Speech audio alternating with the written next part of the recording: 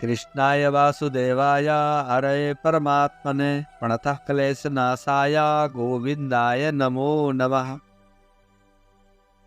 पौष मास की सफला एकादशी महात्म व्रत कथा।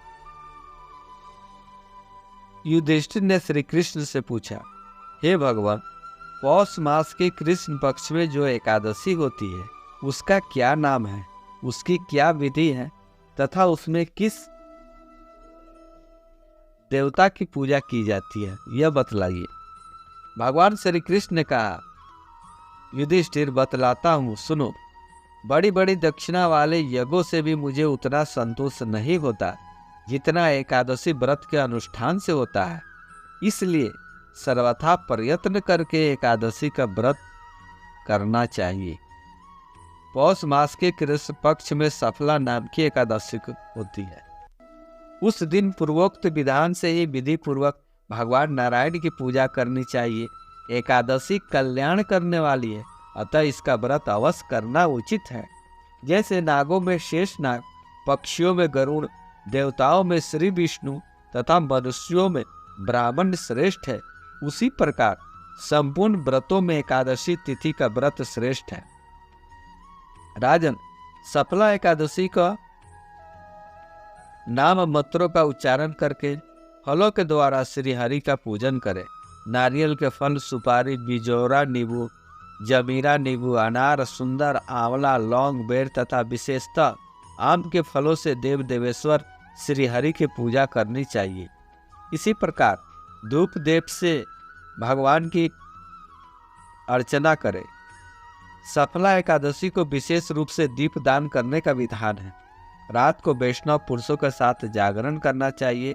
जागरण करने वालों को जिस फल की प्राप्ति होती है वह हजारों वर्ष तपस्या करने से भी नहीं मिलता। हे राजन, अब सफला एकादशी की शुभकरणी कथा सुनो। चंपावती नाम से विख्यात एक पुरी है जो कभी राजा महिष्मत की राजधानी थी। महर्षि महिष्मत के 5 पुत्र थे। उनमें जो ज्येष्ठ था वह सदा पाप कर्म में लगा रहता था, पर स्त्री गामी और वेश्यासक्त था। उसने पिता के धन को पाप कर्म में ही खर्च किया। वह सदा दुराचारण तथा ब्राह्मणों का निंदक था।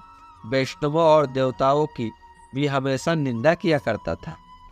अपने पुत्र को ऐसा पापाचारी देकर राजा महिष्मत ने राजकुमार में उसका नाम लुम्बक रख दिया।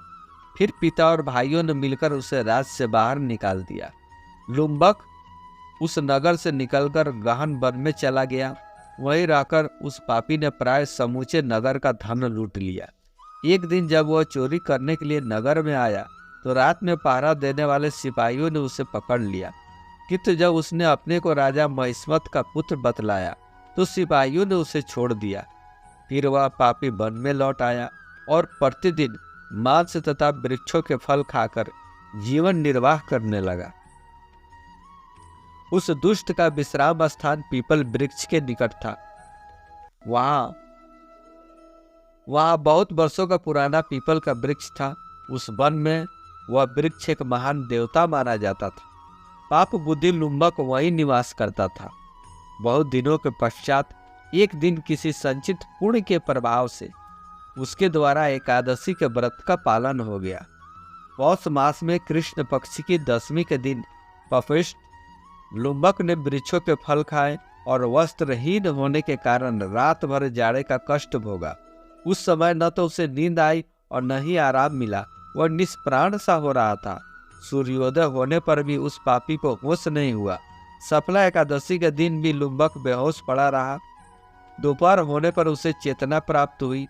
फिर इधर उधर दृष्टि डालकर वह आसन से उठा और लंगड़े की भांति पैरों से बार बार लड़खड़ाता हुआ वन के भीतर गया।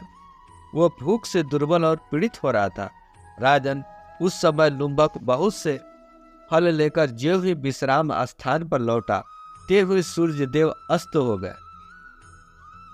तब उसने वृक्ष की जड़ में बहुत से फल निवेदन करते हुए कहा, इन फलों से लक्ष्मीपति भगवान विष्णु संतुष्ट हो। यों कहकर लुम्बक ने रात भर नींद नहीं ली। इस प्रकार अनायास ही उसने इस व्रत का पालन कर लिया। उस समय सहसा आकाशवाणी हुई, राजकुमार, तुम सफला एकादशी के प्रसाद से राज और पुत्र प्राप्त करोगे। बहुत अच्छा कहकर उसने वह वरदान स्वीकार किया। इसके बाद उसका रूप दिव्य हो गया। तब से उसकी बुद्धि उत्तम भगवान विष्णु के भजन में लग गई। दिव्य आभूषणों की शोभा से संपन्न होकर उसने अकंटक राज्य प्राप्त किया और 15 वर्षों तक वह उसका संचालन करता रहा। उस समय भगवान श्री कृष्ण की कृपा से उसके मनोयज्ञ नामक पुत्र उत्पन्न हुआ। जब वह बड़ा हुआ तब लुम्बक ने तुरंत ही राज्य की ममता छोड़कर उसे पुत्र को सौंप दिया और वह भगवान श्री कृष्ण के समीप चला गया, जहां जाकर मनुष्य कभी शोक में नहीं पड़ता। राजन, इस प्रकार जो सफला एकादशी का उत्तम व्रत करता है वह इस लोक में सुख भोग कर मरने के पश्चात मोक्ष को प्राप्त होता है। संसार में वे मनुष्य धन्य है जो सफला एकादशी के व्रत में लगे रहते हैं, उन्हीं का जन्म सफल है। महाराज, इसकी महिमा पढ़ने, सुनने तथा उसके अनुसार आचरण करने से मनुष्य राजसु यज्ञ का फल प्राप्त करता है।